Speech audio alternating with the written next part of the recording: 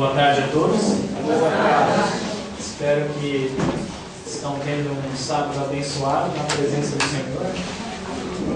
Meu, graças a Deus, tem sido bastante abençoado.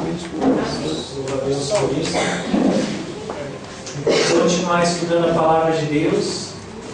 O estudo dessa tarde vai requerir um pouco, eu não diria um pouco, mas bastante do seu raciocínio, ok? Gostaria de, o máximo possível, apelar para o seu intelecto, muito mais do que para o seu emocional. Então, espero que os irmãos não se importem em pensar bastante, em ler bastante e interagir comigo, porque eu gosto de fazer perguntas, vocês já devem ter percebido, né? Então, fiquem à vontade de participar. O tema dessa tarde, eu creio que todos já ouviram algo sobre isso, e também o irmão Alexandre apresentou, né, no PowerPoint, de uma apresentação que eu preparei, a chuva temporânea e a chuva serôdia. E vamos responder as seguintes perguntas: o que é a chuva temporânea e a serôdia? Eu não quero imaginar que aqui entre nós todos estão no mesmo nível de conhecimento, então nós vamos começar bem do básico e compreender o que é essa analogia que Deus deu no Antigo Testamento e também no Novo Testamento, a chuva temporânea e a chuva serôdia. E aí nós vamos querer responder essa pergunta: qual é a função da chuva temporânea? Em outras palavras, por que Deus vai conceder ao seu povo a chuva temporânea? Depois, qual é a função da chuva serôdia, o propósito da chuva serôdia? E por último, como posso eu recebê-las? Tanto a chuva temporânea quanto a chuva serôdia. Vamos começar no livro de Isaías, no capítulo 44. Vamos abrir nossas Bíblias lá. Em Isaías, capítulo 44. Este vai ser o nosso texto inicial. Isaías 44 e no verso 3. Quando os irmãos estiverem lá, digam amém. Amém. Ok? A palavra do Senhor diz, vou dar um tempo de misericórdia. No verso 3 está escrito: porque eu... 44, eu falei 43, mas é 44 no verso 3. Porque derramarei água sobre o sedento e rios sobre a terra seca. Derramarei o meu espírito sobre a tua posteridade e a minha bênção sobre os teus descendentes. Para que os irmãos possam melhor compreender esse verso, eu gostaria de ensinar a vocês um princípio de como estudar a Bíblia e como interpretar a Bíblia. Gostaria de saber que princípio é esse? Em poesia de hoje, nos dias de hoje, as pessoas tentam rimar as palavras. Não é verdade? Você vê uma frase, aí a próxima frase tenta rimar as palavras. Neste sábado, dia 25 de maio, Frank Naveiro apresenta na Sky. Não é essa a poesia de hoje, mas a poesia hebraica não é dessa forma. Aqueles que escrevem uma poesia hebraica não estão interessados em rimar as palavras, eles estão interessados em rimar os pensamentos. Rimar o que eu falei? Os pensamentos, ou seja, ele escreve uma frase expressando uma ideia, e aí ele escreve outra frase com palavras totalmente diferentes, mas expressando o que mesmo? O mesmo pensamento. É uma rima de pensamentos. Eu vou dar uns exemplos aqui na Bíblia e depois nós voltamos para Isaías 44, verso 3. Então tem aí a Bíblia em Isaías, e aqui estão alguns exemplos de poesia hebraica. Olha só: faz-me saber os teus, o que está escrito aqui, ó? Caminhos, Senhor. Agora ele vai repetir o mesmo pensamento: ensina-me as tuas veredas. Então, faz-me saber seria igual ensina-me. Teus caminhos seria tuas veredas. Em Salmo 139, no verso 23, diz: sonda-me, ó Deus, e conhece o meu coração. Agora ele repete o mesmo pensamento, prova-me e conhece os meus pensamentos, portanto, sonda-me é igual a prova-me, e meu coração é igual aos meus pensamentos. É dessa forma que nós sabemos que coração na Bíblia se refere aos nossos pensamentos, ok? Isso é poesia hebraica. Agora, tendo em mente como funciona a poesia hebraica, vamos tentar entender Isaías 44, verso 3. Eu coloquei aqui no slide, mas mantenha aí a Bíblia em Isaías 44. E no próximo slide eu fiz aqui uma separação, está em amarelo e em vermelho as palavras. Amarelo tem os mesmos significados e vermelho também tem os mesmos significados. Está um pouquinho escuro lá, os irmãos me ajudam aí. Porque derramarei, o que Deus vai derramar? Água sobre o sedento. E agora ele repete o mesmo pensamento. E o que Deus vai derramar? Rio sobre a terra seca. A terra seca é aquele que é sedento pela justiça, sede de fome e justiça. Derramarei o meu Espírito sobre a tua posteridade, povo de Deus, e a minha bênção sobre os teus descendentes. Então, usando poesia hebraica, nós entendemos que a bênção que Deus quer derramar sobre o teu povo, a sua posteridade, não é água e rios literais, mas é o que? O Espírito Santo. E a Bíblia chama o derramamento de Espírito Santo, pelo menos nesse verso, como derramamento de águas e rio. Ok? Veja só, em outro versículo bíblico, ainda fica aí em Isaías 44, como a Bíblia chama, ou o nome que a Bíblia dá para essa água caindo da presença do Senhor sobre o seu povo. No livro de Joel, no capítulo 2, no verso 23, fica ainda em Isaías 44. A Bíblia diz assim: porque Ele, o Senhor, vos dará em justa medida ao que Deus vai dar? Chuva. Chuva nada mais é do que água caindo da presença do Senhor, né? Do céu. Ele dará chuva no primeiro mês. Qual é o nome dessa chuva? Temporã e a serôdia. A gente já sabe que não se refere à chuva literal, mas se refere ao derramamento do Espírito Santo. E esse derramamento é chamado de chuva temporã e chuva serôdia. Ok? E para que Deus vai derramar a chuva, o seu Espírito, sobre o seu povo? De volta para Isaías 44, e agora no verso 4, no verso que vem logo a seguir da promessa do derramamento do Espírito, diz a função do derramamento do Espírito. Verso 4 está escrito, e qual é a próxima palavra? Brotarão como a erva, como o salgueiro junto aos ribeiros das águas. Então Deus derrama o Espírito para que o seu povo possa brotar, uma linguagem de agricultura, né?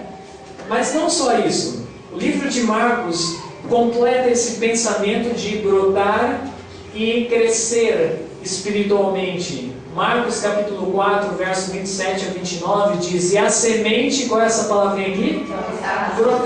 Brotasse, a mesma palavra usada em Isaías 44, verso 4. E crescesse, porque a terra por si mesma frutifica, primeiro a erva, note a ordem, depois a espiga, por último o grão cheio na espiga, e quando já o fruto se mostra, mete-se-lhe logo a foice, porque está chegada a ceifa. Então vamos seguir essa ordem aí. Primeiro Deus derrama o seu Espírito para que o seu povo possa brotar, para que o seu povo possa crescer, para que eles possam frutificar, e quando o fruto está maduro, qual é o próximo evento? A ceifa, a colheita. Ou seja, a ceifa ou colheita, ela não pode acontecer a menos que o fruto esteja maduro. Estão compreendendo? Seja o que for essa colheita, seja o que for essa ceifa, ela só vai acontecer quando o fruto estiver maduro. Está claro isso até agora, sim ou não? Ok. Então, vamos ver o que seria esta ceifa que irá acontecer quando o fruto estiver maduro. Vamos abrir no livro de Apocalipse, capítulo 14. Rapidamente, vamos ao livro de Apocalipse. No capítulo 14, e no verso 14 em diante, vai trazer o conceito da ceifa e vai nos dizer o que é essa ceifa espiritual que vai acontecer. Os que estiverem lá, digam amém. A palavra diz: e olhei e eis uma nuvem branca, e assentado sobre a nuvem um semelhante ao Filho do Homem, que tinha sobre a sua cabeça uma coroa de ouro, e na sua mão uma foice aguda. Antes de lermos o verso 15, respondam para mim. Quem é este Filho do Homem que está vindo nas nuvens do céu com uma coroa? Isso implicando que ele é um rei. Quem é este homem? Jesus Cristo. Que evento é esse quando Jesus virá nas nuvens do céu para colher? A segunda vinda de Jesus. Então a colheita é a segunda vinda de Cristo, quando Ele leva os seus filhos para os céus. Olha o verso 15. E outro anjo saiu do templo, clamando com grande voz ao que estava sentado sobre a nuvem: lança tua foice e cega, a hora de cegar tinha vinda, porque já a seara está, a próxima palavra, madura. Está claro para vocês? Cristo, aquele que vai fazer a ceifa, a colheita, só vai voltar para efetuar a colheita quando o fruto da terra estiver maduro. Se Cristo ainda não voltou, é porque a seara não está madura. E o que é essa seara que tem que estar madura, esse fruto que tem que estar maduro para então Jesus voltar? O Espírito de Profecia nos diz. Veja o que está escrito em Parábolas de Jesus, na página 67, depois nós vamos para 69. Diz que o objetivo da vida cristã é o que mesmo? Frutificação. O que seria essa frutificação? A reprodução do caráter de Cristo em quem? No crente. A reprodução do quê? Do caráter de Cristo, para que se possa reproduzir em outros. Então o fruto que deve estar maduro é, na verdade, o nosso caráter, refletindo o caráter de quem? De Jesus. E aí a Ellen White é ainda mais clara ao escrever: quando o caráter de Cristo se reproduzir de que forma? Perfeitamente. Perfeitamente em seu povo, então virá para reclamá-los como seus. Vamos ver se vocês são alunos nota 10. Vou fazer um teste aqui e eu quero que vocês respondam. Vamos colocar linguagem profética nessa citação do Espírito de Profecia. Linguagem o que nós vamos colocar? Profética. Vamos lá então. Quando... Linguagem profética. Quando a seara estiver madura, nota 10, muito bem. Ou quando o fruto estiver maduro, ok? Que é o caráter de Cristo se reproduzindo no crente perfeitamente. Ou seja, quando a seara estiver maduro, então virá para ceifá-los. Agora sim, mais pessoas ganharam nota 10, ok? Então Jesus virá para ceifar. Essa seria a linguagem profética para essa citação tão clara que Ellen White diz. Então, se Jesus ainda não voltou, meus irmãos, não é porque ainda está faltando mais terremotos acontecer, não é porque está faltando mais guerras acontecer, não é porque talvez ainda o Papa não se manifestou juntamente com os Estados Unidos para passar uma lei dominical. Não são essas coisas que Jesus está esperando. O que é que Jesus está esperando de acordo do que nós temos estudado e o Espírito de Profecia? A ceifa estar madura. Por isso que o anjo declara para Jesus: lança a tua foice, porque a seara está madura. Ou seja, lança a tua foice, Jesus regressa para a terra, porque o povo está refletindo o teu caráter de que forma? Perfeitamente. Por vezes eu me assusto ao ver pessoas dentro da nossa igreja pregando que nós não podemos refletir o caráter de Cristo perfeitamente. Eu não sei quão mais claro nós poderíamos ser do que essa citação. Na sexta-feira à noite, já nas horas do sábado, nós falamos sobre falsas doutrinas que viriam para a igreja. Quem se lembra do estudo da de sexta-feira? Uma das falsas doutrinas que tem entrado dentro do adventismo é que nós não podemos refletir o caráter de Cristo perfeitamente. Isso tem sido pregado nos púlpitos das nossas igrejas e por vezes até mesmo por pastores. É na verdade uma doutrina que contradiz as Escrituras Sagradas e contradiz o Espírito de profecia, porque se nós não refletirmos o caráter de Cristo perfeitamente, qual é a consequência disso, segundo essa citação?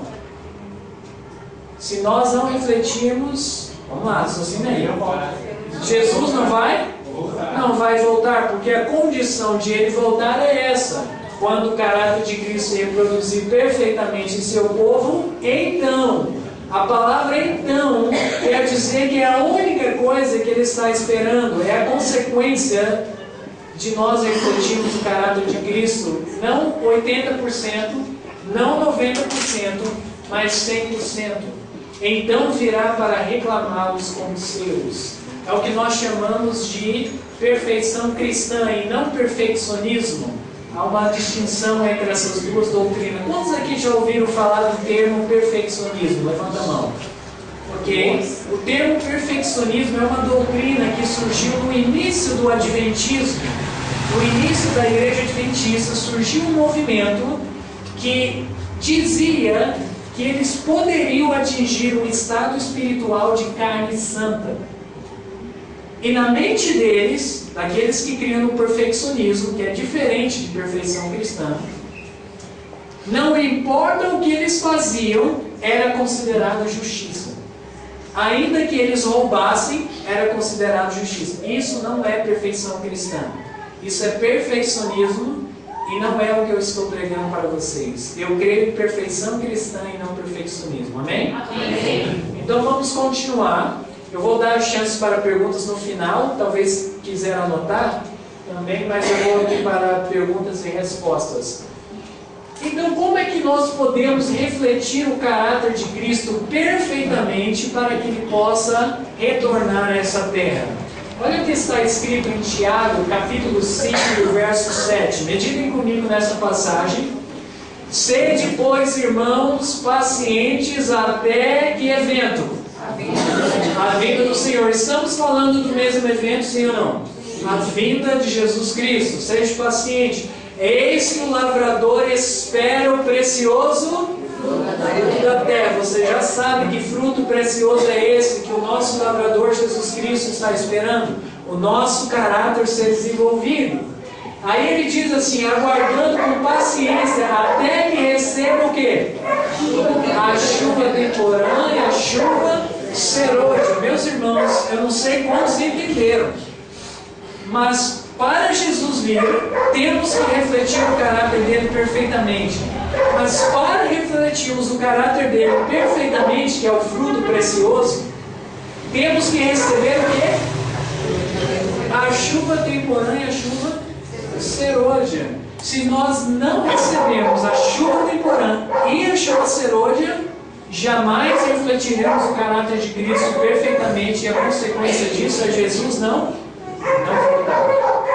Portanto, eu creio que esse tópico é extremamente relevante para nós adventistas e é importante que nós recebamos a chuva temporânea e a chuva serôdia. Então a pergunta número 1 está respondida. Qual é o que é a chuva temporânea e a serôdia? É muito simples. O trabalho de quem? Do Espírito Santo na sua vida para que reflitas o caráter de Jesus. De que forma? Perfeitamente. Então está aí. É a obra do Espírito Santo, a chuva temporânea e a serôdia, para que atinjamos a perfeição cristã. Temos também que levar em consideração que a chuva temporânea é o quê? Diferente da chuva serôdia. Assim é no mundo da agricultura, no mundo físico. Aqueles que entendem de agricultura sabem que a chuva temporã tem um papel sobre a produção agrícola, sobre as plantas. E a chuva serôdia tem também a sua função, que é diferente da chuva temporã. A chuva temporã faz o quê? Brotar, crescer, dar a flor, o fruto. E a chuva serôdia faz o quê? Amadurece para que esteja pronto para a colheita, para a ceifa, ok? Elas têm funções diferentes.